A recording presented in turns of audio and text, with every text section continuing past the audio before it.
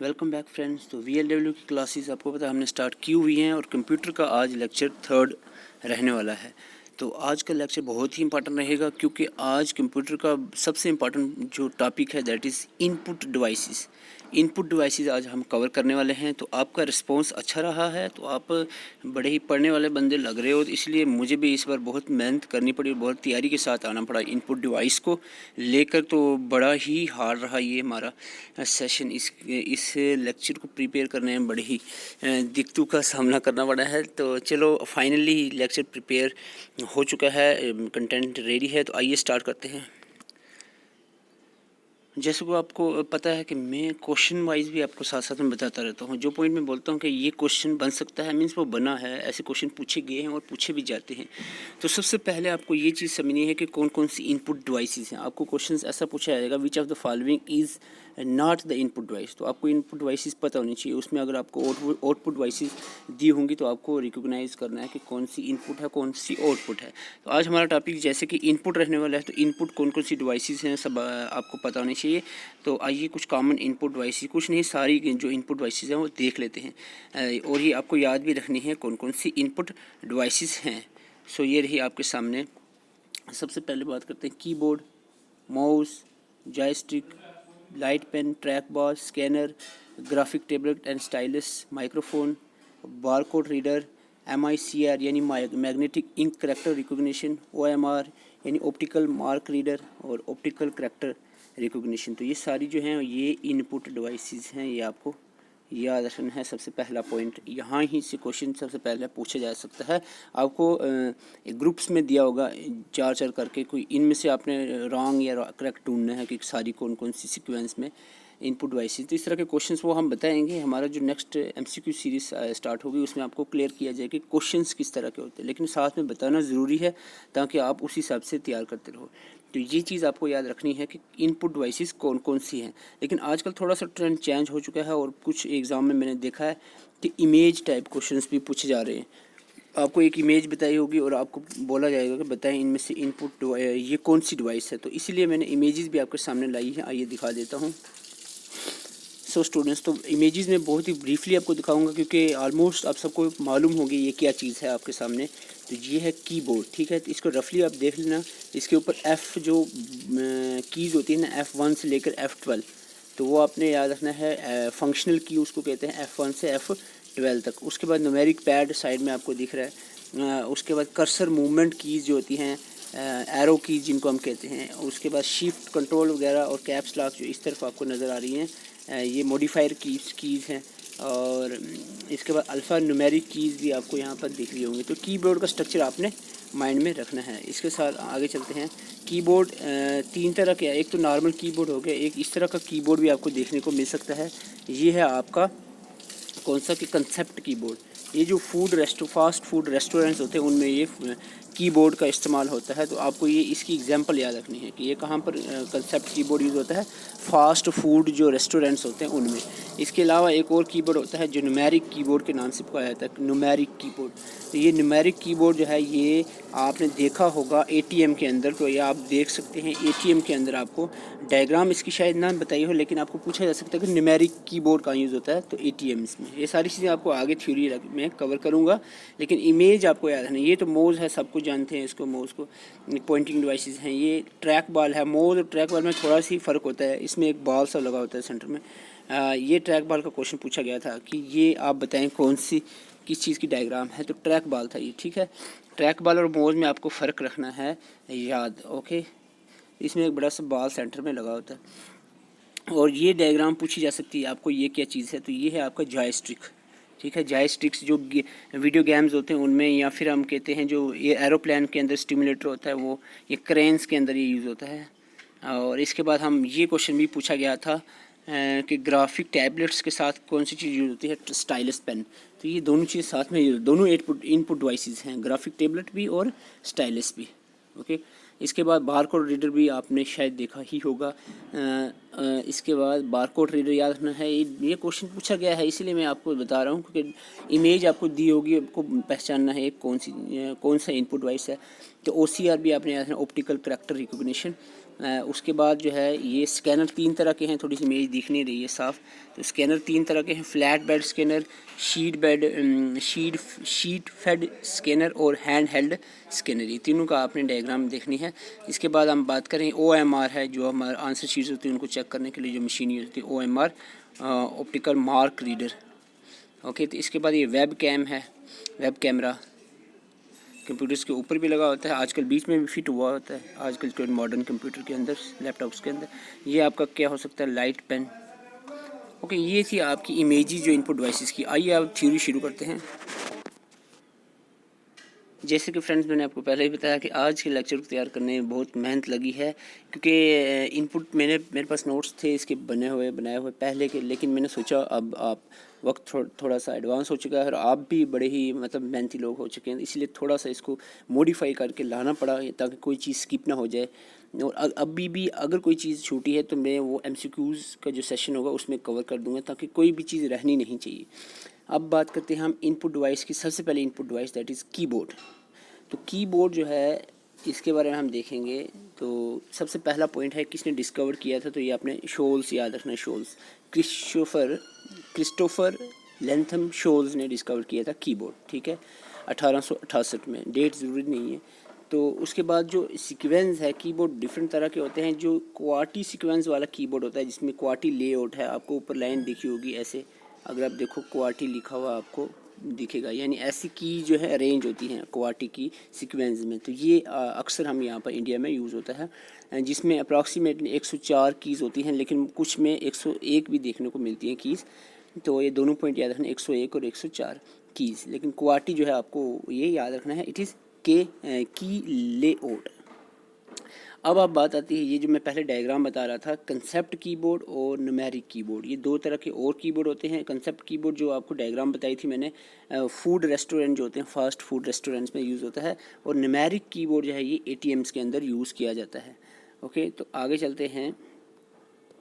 ये सारी चीज़ें इस बेस पे मैंने बनाई हैं, जिस तरह के प्रीवियस ईयर क्वेश्चंस पूछे जाते हैं, तो उसी बेस पे मैंने ये प्रिपेयर किया है, ताकि आपको कोई कमी ना रह जाए इसकी प्रिपरेशन में।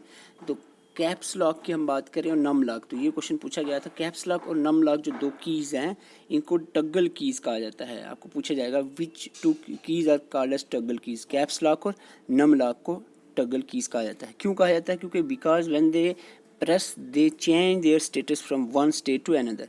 जब इनको हम प्रेस करते हैं तो इनका जो ये स्टेटस चेंज कर देते हैं। वो क्या मतलब आपको अभी बताऊंगा थोड़ी देर में। ये देखो कैप्स लॉक का फंक्शन देखना। कैप्स लॉक क्या करता है, जब इसको हम प्रेस करेंगे इट एनेबल्स आर डिसेबल, यानी अब एक बार प्रेस करोगे एनेबल हो जाएगा, दूसरी बार प्रेस करोगे डिसेबल हो जाएगा। क्या चीज़? Upper case. Upper case means capital letter, यानी इसको आप दबाओगे तो अब आप लिखोगे तो कैपिटल लेटर में लिखा जाएगा, फिर से अगर दबाओगे तो फिर लिखोगे स्मॉल लेटर में लिखा जाएगा, ठीक है। ये एनेबल और डिसेबल्स करता है अपर केस को, ओके। और नम लॉक जो है ना, नम लॉक क्या करता है, एनेबल और डिसेबल करता है न्यूमेरिक कीबोर्ड। देखो कीबोर्ड आपको मैंने बताया एक साइड में न्यूमेरिक कीज़ हैं, नंबर्स की 0 से लेकर 9 तक, तो उनको जो डिसेबल या एनेबल, यानी इसको प्रेस करोगे तो डिसेबल हो जाएंगी, अब वो काम नहीं करेंगे, ठीक है। अब फिर प्रेस करोगे तो वो एनेबल हो जाएंगे, काम करने लग जाएंगे। तो ये नम लॉक क्या करता है, इसके फंक्शंस दो होते हैं, एनेबल और डिसेबल के। नम लॉक और कैप्स लॉक दोनों आपने याद रखना है, ठीक है। कैप्स मीन्स कैपिटल, नम मीन्स न्यूमेरिक, ऐसे ट्रिक से याद रखना है। बीच में एक मॉडिफायर कीज़ आपको पूछा गया है, ये क्वेश्चन में पूछा जाता है। मॉडिफायर कीज़ कौन कौन सी हैं? कंट्रोल, शिफ्ट और आल्ट, ये तीनों मॉडिफायर कीज़ हैं। और ये आपको ये भी पूछा गया था क्वेश्चन कि कौन सी कीज़ हैं जो अदर कीज़ के साथ मिलकर फंक्शंस परफॉर्म करती हैं, तो वो यही है मॉडिफायर कीज़। यानी जैसे कंट्रोल प्लस आप दबाते हो बी बोल्ड हो जाता है, जो सिलेक्टेड टेक्स्ट होता है, तो ये अदर कीज़ के साथ जो है मिलकर काम करते हैं, कंट्रोल, शिफ्ट और आल्ट, यानी मॉडिफायर कीज़। तो इस तरह के क्वेश्चंस कंसेप्चुअल पूछे जा रहे हैं, थोड़ा सा इसमें ध्यान रखना है आपको, ठीक है। अब ये क्वेश्चन देखो पूछा गया था एस्केप की से, अभी मैं आपको बता दूंगा, एक कंसेप्चुअल है, लिखा हुआ कहीं नहीं आपको उतना मिलेगा। इसका फंक्शन क्या है, it allow the user to cancel और अबॉर्ट द ऑपरेशन, यानी जो आप काम कर रहे हो, लिख रहे हो, अब इसको एस्केप करोगे तो वो लिखा हुआ कट हो जाएगा। क्वेश्चन ये पूछा गया था कि वन वर्ड लेफ्ट अप, अगर डिलीट करना है, डिलीट वन वर्ड लेफ्ट, तो क्या दबाओगे? एस्केप दबाना, ठीक है। सपोज आप लिख रहे हो THE द लिखना है, तो अब THA लिख दिया आपने, अब ई लिखना था, अब ए को काटोगे तो एस्केप दबाओगे तो ए कट हो जाएगा। वन लेटर डिलीट करना हो लेफ्ट साइड में तो आपको क्या दबाना है, एस्केप। तो ये क्वेश्चन पूछा गया था। लेकिन डिलीट में क्या आप कहोगे, वो तो डिलीट भी है, वहाँ पर डिलीट और एस्केप में फ़र्क है। Delete erase the information from computer memory and from screen से भी वो डिलीट हो जाएगा और कंप्यूटर मेमोरी से भी। लेकिन इसके लिए आपको वो चीज़ सेलेक्ट करनी पड़ेगी। सपोज जो टेक्स्ट लिख रहे हो उसको सिलेक्ट करोगे तो फिर आप डिलीट दबाओगे, वो परमानेंटली डिलीट हो जाएगा। एस्केप में आपको सेलेक्ट करने की ज़रूरत नहीं है, एस्केप दबाओगे तो वन वर्ड लेफ्ट साइड में जो चीज़ है वो डिलीट हो जाएगी। टैब होता है स्पेस के लिए, जैसे स्पेस बार भी है, वो बताया, लिखा नहीं मैंने क्योंकि आपको पता है स्पेस बार स्पेस के लिए होगा, कि उसको दबाओगे तो एक लाइन एक वर्ड आगे स्पेस हो जाएगी, ठीक है। लेकिन टैब की दबाओगे तो 5 वर्ड अप्रॉक्सीमेटली आप आगे चले जाओगे, 5 वर्ड की स्पेस आपको मिल जाएगी, ये भी स्पेस के लिए होता है। अब बात आती है कर्सर्स की, कर्सर कंट्रोल कीज़। तो कर्सर कंट्रोल की जो है जनरली एरोज होती हैं, ठीक है, एरोज होती हैं। उसके अलावा होम की बात करें, home and page up page down, इनके फंक्शन बहुत सिंपल है, नाम से पता चल रहा है। Home is use to return the cursor to the beginning of the line. अब होम बटन दबाओगे तो कर्सर जो है, जो आपका जो एरो सा कर्सर होता है जो कंप्यूटर पे चलता है, यहाँ कर्सर जो है आपको बिगनिंग ऑफ द लाइन पे पहुंच जाएगा या फिर बिगनिंग ऑफ द डॉक्यूमेंट पे। एंड दबाओगे तो cursor move end of the line पे पहुंच जाएगा। पेज अप दबाओगे तो कर्सर जो है वो मूव वन पेज अप और cursor goes to the back page, या तो एक पेज ऊपर चला जाएगा या पिछले पेज पे चले जाएगा।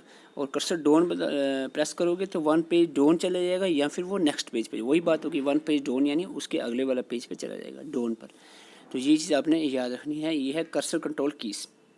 आई होप आपको कीबोर्ड का कंसेप्ट हो गया होगा क्लियर, कि कीबोर्ड के अंदर क्या क्या चीज़ें आपको इंपॉर्टेंटली याद रखनी है। तो ये बहुत इंपॉर्टेंट रहने वाला है कीबोर्ड यहाँ पर इनपुट डिवाइसेस के अंदर। ओके, तो आगे चलते हैं, हम बात करते हैं माउस की। तो आगे चलते हैं माउस की, हम बात कर लेते हैं। माउस जो है ये क्या है इसके बारे में, तो माउस जो है डिस्कवर किया है किसने, डगलस एंगलबर्ट ने, डगलस एंगलबर्ट ने डिस्कवर किया है, ये पॉइंट आप याद रखना है। इसके अलावा माउस में दो साइड में क्लिक बटन होते हैं, राइट और लेफ़्ट, उनके फंक्शंस आपको पता होने चाहिए। अगर आप लेफ़्ट क्लिक करते हो, लेफ़्ट माउस बटन को क्लिक करते हो, it is used for object selecting. अब ऑब्जेक्ट सेलेक्ट हो जाए, यानी जिस ऑब्जेक्ट पे आपका एरो होगा, अगर आप लेफ़्ट क्लिक करोगे तो वो या आप आइकॉन पे है, यानी जो आपका डिस्प्ले है, स्क्रीन है कंप्यूटर की, उसका उस पर छोटे छोटे से आइकॉन्स होते हैं, जो आइकॉन पे आप क्लिक करोगे माउस का लेफ़्ट क्लिक तो वो सिलेक्ट हो जाएगा। अगर आप डबल क्लिक करोगे तो वो फिर जाकर ओपन होगा। अगर आप राइट क्लिक करते हो तो राइट क्लिक से क्या होगा, पॉपअप मेनू ओपन हो जाएगा। पॉपअप यानी उसके अंदर अगर फर्दर कुछ सब उसके पॉइंट्स होंगे तो वो आपके सामने आ जाएंगे, ठीक है, तो पॉपअप मेनू इसको कहते हैं। राइट डबल क्लिक करोगे तो वो ऑब्जेक्ट ओपन हो जाएगा, जैसे कि फाइल हो गया, आइकॉन्स होगा, वो ओपन हो जाएगा। ड्रैग से क्या होगा, किसी भी चीज़ को सिलेक्टेड ऑब्जेक्ट को, यानी कोई ऑब्जेक्ट आपने सेलेक्ट किया है तो उसको अब ड्रैग करके कंप्यूटर की माउस से ड्रैग करके, यानी खींच कर, माउस को खींचोगे सेलेक्ट करने के बाद तो आप उसको किसी भी डिज़ायर पोजीशन पे पहुंचा सकते हो। स्क्रॉल, जो स्क्रॉल बटन होता है एक माउस के सेंटर में, उससे आपको किसी भी चीज़ को अप डाउन, यानी वेब पेज पे आप किसी साइट पे हो तो उसको ऊपर नीचे की तरफ आप जा सकते हो स्क्रॉल की मदद से। तो ये कुछ इन्फॉर्मेशन है, आपको कंसेप्चुअली वे में याद रखना है, ठीक है, प्रैक्टिकल वे में इन चीज़ों को। तो इस तरह से क्वेश्चन प्रैक्टिकल वे में पूछे जा रहे हैं। तो आगे चलते हैं, अब हम बात करते हैं स्टाइलस का। अभी ग्राफिक टेबलेट से जो है क्वेश्चन पूछा गया था, स्टाइलस से भी पूछा जाता है। तो पॉइंटिंग डिवाइस है स्टाइलस, तो बहुत सारे पॉइंटिंग डिवाइसेस हैं, मैं आपको बताऊंगा अभी पूरे पॉइंटिंग डिवाइस कौन कौन सी है इसमें। स्टाइलस जो है एक पेन शेप्ड इनपुट डिवाइस है, सबसे पहला पॉइंट आपने याद रखना, it is a pen shaped input device. It is a pen-shaped input device used to write or draw on the screen of graphic tablet। तो आपको मैं डायग्राम में बताया था ग्राफिक टेबलेट और जो स्टाइलस है दोनों साथ में डायग्राम में बताए थे। ग्राफिक टेबलेट के ऊपर स्टाइलस, इसी स्टाइलस यानी इसी पेन से लिखा जाता है, ठीक है, it's like a pen like input device होती है। लेकिन initially it was used to for the graphic tablets और PDA यानी पर्सनल डिजिटल असिस्टेंस में यूज़ होता था, बट नाउ डेज़ ये पॉपुलर है, मोबाइल में भी यूज़ होता है। आपको पता है स्टाइलस जो है अब मोबाइल के लिए भी यूज़ हो रहा है, ठीक है, मोबाइल पे भी आप इसकी यूज़ से लिख सकते हो। तो लेकिन पहले ग्राफिक टेबलेट्स पे यूज़ होता था। तो ग्राफिक टेबलेट इसका आंसर रहेगा आपको पूछा जाए तो स्पेशल पेन, ग्राफिक टेबलेट के ऊपर स्पेशल जो पेन है जिसको स्टाइलस कहते हैं, इसकी मदद से लिखा जा सकता है। होता क्या है, ग्राफिक टेबलेट एक रेक्टेंगुलर पैड लाइक स्ट्रक्चर होता है which can be drawn on with, यानी इस पर जो लिखा जाता है वो स्पेशल पेन स्टाइलस से ही लिखा जाता है। सॉरी, आगे हम बात कर लें जॉयस्टिक की। थोड़ी सी वीडियो लेंथी हो रही है लेकिन बहुत इंपॉर्टेंट ये टॉपिक है इनपुट डिवाइस का, और मैं चाह रहा हूँ कि सारे इंपॉर्टेंट पॉइंट्स कवर किए जाएं, कोई भी कसर नहीं रहनी चाहिए इसमें, क्योंकि आप इतना इंटरेस्ट दिखा रहे हो तो मेरा भी इंटरेस्ट इसमें बड़ा बन गया। इसमें बड़ी मेहनत करनी पड़ी, मैं बड़ा मतलब डिफरेंट सोर्सेज से मैंने यहाँ पर मटेरियल कलेक्ट करके इसको आसान करने की कोशिश की। जॉयस्टिक से क्वेश्चन पूछा जाता है, ये तो पॉइंटिंग डिवाइस है, सबको मालूम होगा। माउस भी पॉइंटिंग डिवाइस है, ट्रैक बॉल भी पॉइंटिंग डिवाइस है, लेकिन खास बात यह है कि it is popular for gaming. तो ये इसकी यूजेस में से क्वेश्चन पूछा जाता है। जॉयस्टिक जो है वो यूज़ होता है वीडियो गेम्स में, एरोप्लेन स्टिमुलेटर्स में, इंडस्ट्रियल मशीनरी जैसे क्रेन्स वगैरह होते हैं उनमें यूज़ होता है। तो आपको मैं बता चुका हूँ इस तरह का जो स्ट्रक्चर जो होता है जिस पे एक बटन भी लगा होता है, ठीक है। तो ये स्ट्रक्चर यूज़ होता है जॉयस्टिक गेमिंग्स के अंदर स्पेशली। ट्रैक बॉल की बात करें, track ball is similar to the mouse but a ball on the top of this. मैंने आपको ये डायग्राम बताई थी, आई होप आपके माइंड में चल रही होगी डायग्राम। ट्रैक बॉल माउस की तरह ही होता है लेकिन सेंटर में गोल सा बॉल लगा होता है। स्कैनर की जहाँ तक हम बात करें, स्कैनर से क्वेश्चन पूछा गया था ये इसकी डेफिनेशन, कन्वर्ट इमेज और text on paper into digital और इलेक्ट्रिकल फॉर्म। डिजिटल फॉर्म में जो इमेज या टेक्स्ट होगा उसको कन्वर्ट करता है स्कैनर। तो ये क्वेश्चन पूछा गया था, which input device convert images और text on paper into digital form. तो डिजिटल फॉर्मेट में ये स्कैनर ही कन्वर्ट करता है, चाहे वो इमेज हो या टेक्स्ट हो, ठीक है। तो ये आपको याद रखना है। इसके अलावा एक क्वेश्चन यहाँ से पूछा जा सकता है, इसकी which of the following is not a type of scanner. तो आपको तीनों मेन जो टाइप्स हैं वो आपने याद रखना, फ्लैट बेड, हैंड हेल्ड और शीट फेड स्कैनर। इसके बाद जो ड्रम स्कैनर्स भी होते हैं, लेकिन आप ड्रम स्कैनर भी साथ में याद रख लो, ड्रम स्कैनर, ठीक है। तो मेन 3 टाइप होती हैं, ड्रम स्कैनर भी आप याद रखो। तो इनकी छोटी छोटी सी डेफिनेशंस मैंने इसमें बनाई है। जो फ्लैट बेड स्कैनर है, इमेज, इन तीनों की डायग्राम भी आपको बताई थी। इमेज लैड फ्लैट, यानी इस पे जो हम इमेज रख आती है बिल्कुल फ्लैट, और on scanner and surface and capture like the photo जो फोटो कापियर मशीन होती है, फोटो स्टेट मशीन की तरह कैप्चर करती है, यानी बिल्कुल फ्लैट सा होता है। इसमें आप कोई चीज़ रखोगे, कोई इमेज रखोगे, यानी कोई आपने पेज रखा है तो उसको स्कैन कर देगा, सिंपल, ठीक है। हैंड हेल्ड में क्या होता है, इसमें it reads the image while being dragged over it. एक छोटी सी डिवाइस इस तरह की होती है, इसके ऊपर इमेज के ऊपर ड्रैग करोगे आप तो, यानी घसीटोगे इमेज के ऊपर तो वो उसको स्कैन करता जाएगा, ठीक है। और जो शीट फेड स्कैनर होता है, ये सिंपल जो हम यूज़ करते हैं शीट सेट, और जो ड्रम स्कैनर है वो हम यूज़ करते हैं इमेज जो थ्रू रोलर्स, उसके बीच में रोलर होते हैं, इमेज आपने रखी है तो वो रोलर के थ्रू स्कैन करता रहता है। तो ये आपने इसके 3 टाइप याद रखें। स्कैनर के बाद अब बात है बार कोड रीडर। तो बार कोड रीडर का ये क्वेश्चन इंपॉर्टेंट है। बार कोड रीडर जो है पॉइंट ऑफ सेल इसको कहते हैं, ठीक है। ये जो सुपर मार्केट्स वगैरह होती है वहाँ पर यूज़ होता है। आपने जैसे मॉल होते हैं बड़े, उनमें अब कोई चीज़ खरीदते हो तो बार कोड रीडर का इस्तेमाल वहाँ पर होता है, प्राइस वगैरह पता करने का। तो पूछा जा सकता है प्राइस चेक कर, किसी भी चीज़ का प्राइस पता करना, तो वो कौन सी डिवाइस का यूज़ करते हैं, बार कोड रीडर। जो बार कोड्स होते हैं उनको डिटेक्ट करने के लिए यूज़ होता है। पॉइंट ऑफ सेल भी इनको कहा जाता है। ये capture the reading bar codes को जो होते हैं उनको रीड करता है। ऑप्टिकल मार्क रीडर की बात करें, OMR शीट, आप यहाँ एग्ज़ाम आप देते ही हो OMR शीट पे, तो उसकी फुल फॉर्म है ऑप्टिकल मार्क रीडर या रिकॉग्निशन, दोनों आप कह सकते हो, एक ही चीज़ है, उसमें कोई बड़ा नहीं डिफरेंस।